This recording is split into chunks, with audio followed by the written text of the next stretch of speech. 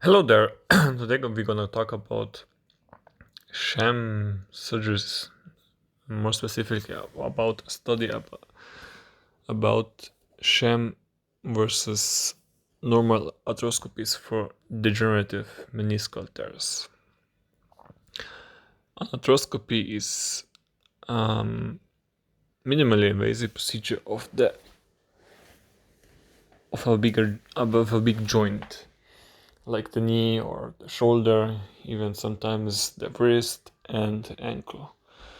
And more popularity later has now gained also the arthroscopy of the hip. So what was this study about? This study was conducted with two groups. One group got a normal arthroscopy of the knee, removed the torn meniscus, and followed a standard procedure of rehabilitation after such surgery. The other group underwent basically only skin cuts and nothing else was done. Both groups could follow the operation on video, but the sham group only viewed a video of another arthroscopy. The most surprising fact from this study is that both groups had the same outcome. So basically there was no difference between the real operation of the removal of the torn meniscus and versus the sham surgery, which was basically nothing done, only the skin incisions. So what does this tell us? That the mind and body has a good prospect for healing. If you think something will heal you, it will. There's a strong placebo effect in this. If you think that the surgery will help you, it will. If you think the surgery is just a waste of time, it will not heal you. And this approach that's my approach in the clinic, because if someone is not keen on having surgery, I will not force him to do it, because the outcome will not be as good as if someone will have full faith in the surgery, because he already made up his mind what will help him and what will not help him. The thing is, meniscal tears, especially in the population above 50 years old, is very common, and most of the time they don't result in any issues in the knees, because it's just a fact that with age you find some anomalies that can be pathological if the patient has some signs or symptoms of pain or discomfort. But if there are no signs or no discomfort, no pain, there's just a benign fine, and we shouldn't even address it. And looking at and performing many arthroscopies, I know that some patients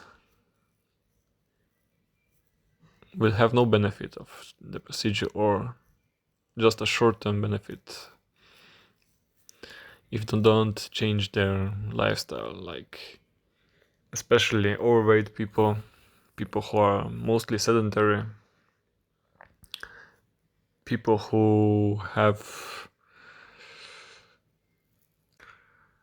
inflammatory issues. The arthroscopy will not help them. So deciding which one should get the operation and which one should not get, it's sometimes very straightforward. And this is just addressing the pathology of torn meniscus.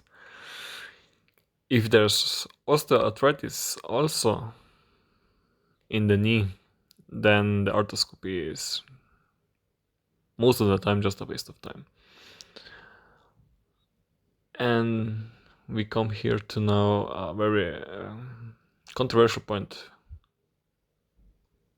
but not for me, because after we see osteoarthritic knees, we always recommend people to lay back, to change their activity, to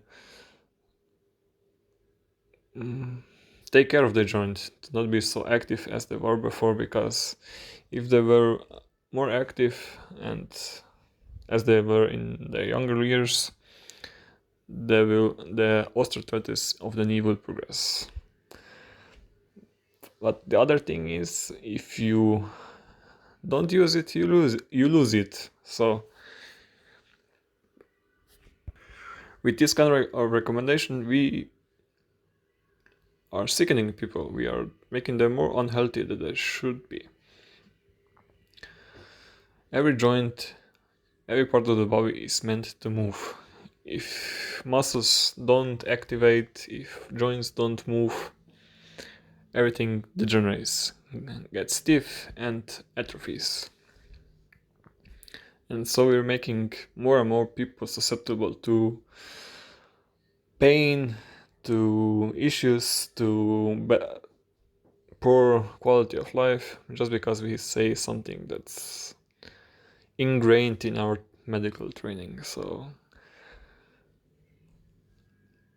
by raising such issues, everyone that's raising such issues will get bad looks and hate for it. But if you think about it, if you are active, if you have a great activity score and know where the limits of your body are, and know how to resolve minor pain, what will you do if someone says you have to lessen your activity, you have to be gentle on your joints, because if you don't